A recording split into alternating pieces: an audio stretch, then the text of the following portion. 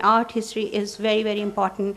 And one cannot keep it just a single subject. I believe that this is an interdisciplinary subject, and it comprises of many subjects. We just cannot deal art history simply like art history. I'm sorry, and I don't agree with this. So we have to study this collectively with the objects, with the ceilings, with the coins, with the sculptures, and with the books, manuscripts, and paintings of Islamic period, pre-Islamic. So my main objective was to come here to convince you people once again, which I've been doing all these years, and I'm sorry I haven't got a response till now. I mean, me and Nilofer, we have been giving presentations for the last 10 years or so. And I mean, I believe that one day people will come up, art schools will come up, artists will come up and help us to rewrite the history along with the archaeological objects and artistic objects. Thank you very much.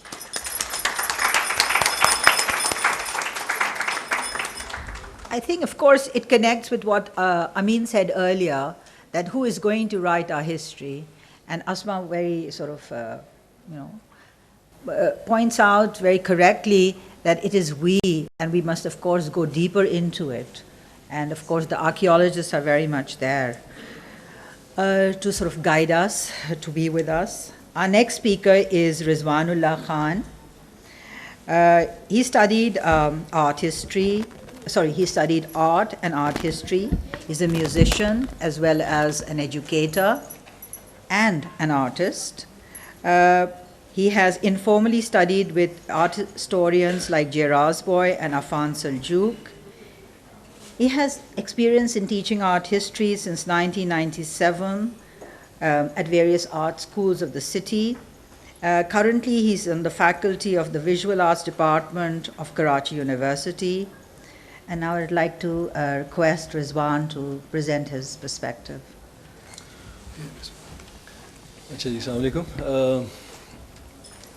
This is a huge subject which we are trying to deal with in a very limited amount of time. And someone once said, any philosophy which can be put in a nutshell belongs there. खैर कोशिश हम करते हैं कि कुछ जो अहम मौज़ूआत हैं उस पर उन्हें छेड़ा जाए. ज़्यादा तफसील में बात तो नहीं हो सकती. The experience of teaching art history in Karachi, there are several problems. In Pakistani institutes, I've also taught in Lahore. और कई मसाइल हैं हमारे साथ आर्ट हिस्ट्री में. एक बात जो डॉक्टर साहिबा ने फरमाई वो बिल्कुल सही है कि एक बहुत लिमिटेड पर्सपेक्टिव होता है जिससे आर्ट हिस्ट्री अमूमन पढ़ाई जाती है. जो एक रिवाज है, जो मुरोविजा निज़ाम है, उसमें यह कि कुछ Gardner's art through the ages एक पुरानी और मतरूक किताब है. उसकी नई एडिशन तो छपती रहती हैं, और एक वैसे तो पुरानी मतरूक किताब है. उसका जो तर्ज़ है कि आर्ट हिस्ट्री को बुनियादी तौर पर एक स्टाइल्स की तारीख़ के तौर पे सिखाया जाता है. It's just a succession of visual styles and things which were made for many different purposes in many different cultures are just sort of like that, as if they're in one evolution from prehistory to Egypt through Greece to, and it is supposed to culminate in Western European art and American art and the end of history of Fukuyama. तो एक इस किस्म की एक अजीब व गरीब linear सी progression बताई जाती है जो असल में है नहीं, और तारीख़ के जो बाकी सारे पहलू हैं उन्हें नज़रअंदाज कर दिया जाता है. कोशिश की जाती है कि चैप्टर के शुरू में कि कुछ बात होती है थोड़ी बहुत उस ज़माने की सकाफ़त की, उस ज़माने में जो अहम तब्दीलियाँ आ रही थी, changes in warfare, economics, society, all these important things, religions, ideas, but those are not really the main thrust. The main thrust in these sort of books is to teach art history as a succession of art styles. And this has been continuing. This is the existing paradigm in Pakistani art schools. Occasionally you will get an educator who brings some other perspective, a socialist perspective or a feminist perspective or some other kind of perspective. और उससे फिर उस slant से भी वो पढ़ाते हैं, मेरा टेक्स्ट वही रहता है. तो इसमें बहुत सारे मसाइल हैं. तो ये तो टीचर्स और निसाब की तरफ से हैं. दूसरी तरफ स्टूडेंट्स की तरफ से भी बहुत सारे मसाइल हैं एक स्टूडेंट्स तैयार नहीं होते, उन्हें जोग्राफिया नहीं पढ़ा हुआ होता है. जब उन्हें जोग्राफिया नहीं पता तो तारीख़ का वो क्या बता सकते हैं कि दरिया के किनारे और तहज़ीब जो होती है वो कैसी होती है, और जो खाना बदोशों की तहज़ीब होती है वो कैसे होती है. I mean, this is a very common thing. We've inherited a lot of biases. For example, the Greeks thought that people who lived in cities were civilized. तो civilization cities से ही लफ्ज़ निकला है. और जो खाना बदोश लोग हैं, जो दाढ़ियाँ रखते हैं, barbarian दाढ़ी वाले, तो वो लोग जो हैं वो uncivilized हैं. तो we've tended to, even today we define civilization in terms of monuments, large monuments. Well, guess what? The gypsies are not going to carry around sculptures, and they won't have printing presses, and they won't they won't build great walls and great monuments. They're going to have their own culture, and they're going to be experts in jewelry making, in oral storytelling. They'll have their own traditions. So different cultures take different forms in which their artistic genius will flourish, and there hasn't been an acknowledgement of that, neither in Western history books nor in our history teaching.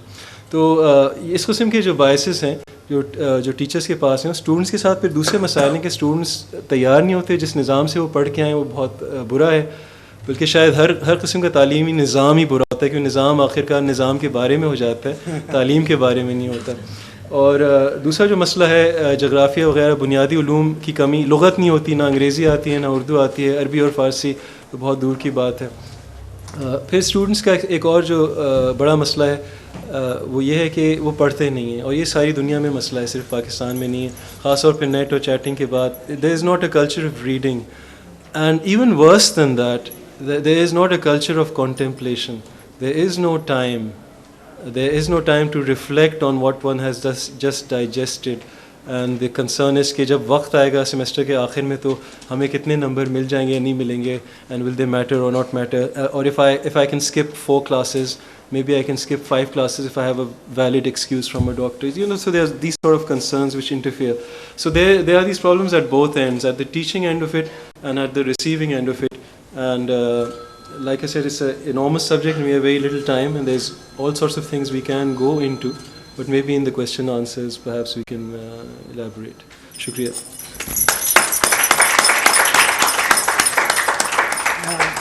Thank you, Rizwan. Yes, in the question answer session, hopefully we'll sort of pick up more of those threads. Fourth speaker, an important art educator, is Taimur Ahmed Suri. Taimur Ahmed Suri studied Islamic art history, and he did his master's from Oxford University. Taimur currently teaches art history at the Indus Valley School of Art and Architecture and Zabest. Now, Taimur, would you like to share some of your challenges with us? I think most of the points have already been raised. I mean, Gulji very rightly pointed out, and I think there is a huge gap between what is being taught and what is being practiced in terms of art history. I was trained in the formal aspects of art history by people who were, I studied Islamic art and architecture, but I was taught by mostly people who belong to the Western civilization and their association or their perspective of it. Okay. When I came back to Pakistan after completing my degree, it was a cultural shock for me, because here we don't have an environment of learning as you might do in places like London, New York, or anywhere else in the Western society, or even India. So Karachi was a bit of a cultural shock. Initially, I did a stint at National College of Arts, which was very different from Karachi. Lahore does have a certain amount of sort of culture of learning and academia. But the problem, I think, is that I've had to change. I've been teaching for the last decade, and one of the things that I've had to adopt is to understand that history, or anything where I begin with the questioning what is art and why should art history be taught in the curriculum, why should it be taught at all?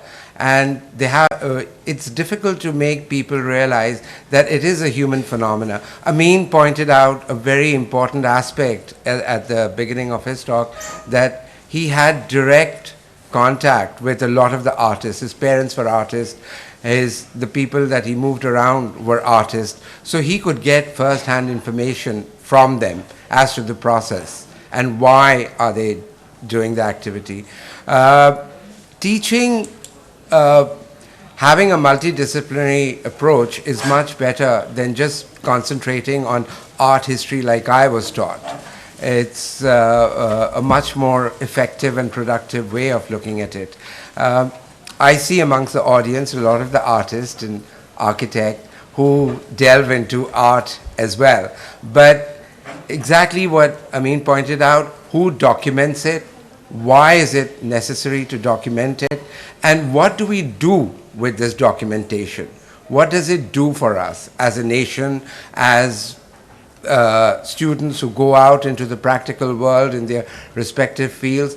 I don't find very many people going towards the theory. Maybe it is the way that my approach may not be that effective, and they do not go into writing or into any kind of academic pursuit after they obtain their degrees as architects or designers in whichever field, or fine artists. But recently, I mean, it's very heartening to see in the last 5 or 7 years, I've seen a shift.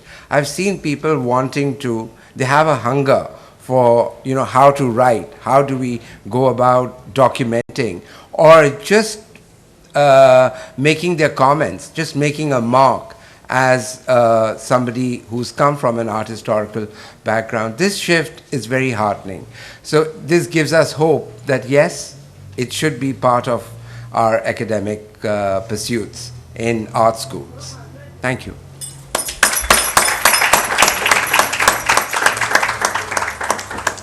Thank you, Taimur. That was an optimistic note, and I hope, you know, you do find the students, because we definitely need to document our art history more vigorously, more in depth. Now I'd like to open the floor for questions. If there are any questions, please introduce yourself and, you know, go ahead. Are there any questions?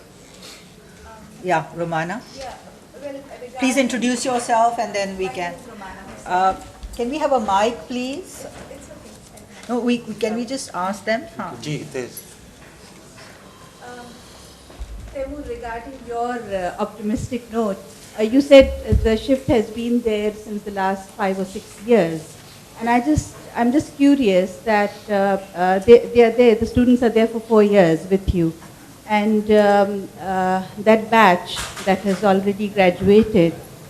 Do you keep in contact? Do you see, you see the potential, and you see that okay, this young man or young woman seems to be someone who will take up. It connects with what Asma said regarding, she and someone like Nilofer. Striving for this for the last 10 years, but I just feel that unless it is systemized, however much Rizwan may, not like the system, but the thing is that, is there a publisher who can be, brought into this and somebody assigned a project to work on, because otherwise, things are said and we meet and we have exchanged ideas and views, but I think it just dissipates into thin air and nothing concrete is done about it. So there are these. Both of you can respond. Romana, from my part, the reason I said in the last 5 or 6 years, the batches that graduated in the early sort of 2000, 2002 and 2000, right up to 2005, I'm happy to share that about 20 of them are doing their masters in art history as we speak right now. And some of them have even ended up working for museums in the United States, in Malaysia, and in Singapore. Pakistan की बात बताएं मुझे. पाकिस्तान में उनको क्योंकि वो चीज़ नहीं मिलती to and I think Asma would be a better person to share this with us. When they come back,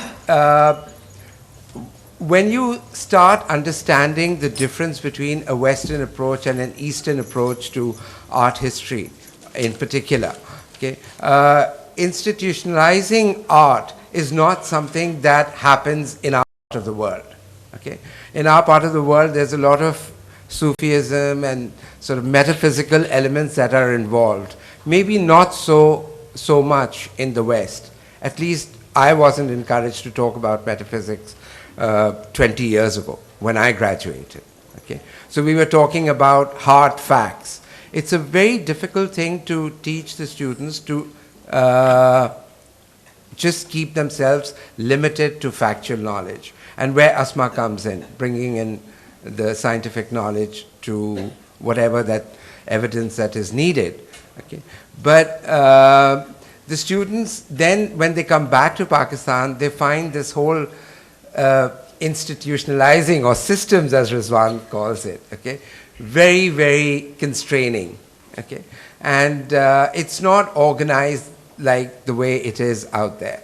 Okay? There you can get a mentor, and the mentor will help you. I see Michel Bavin sharing this space with us, and he's doing a great job. I mean, he's mentoring a lot of us here in Pakistan, and I think this kind of mentoring is needed. People who've got the experience, people who have the understanding, and people who are in academia themselves can guide these students towards. Taimur. Thank you.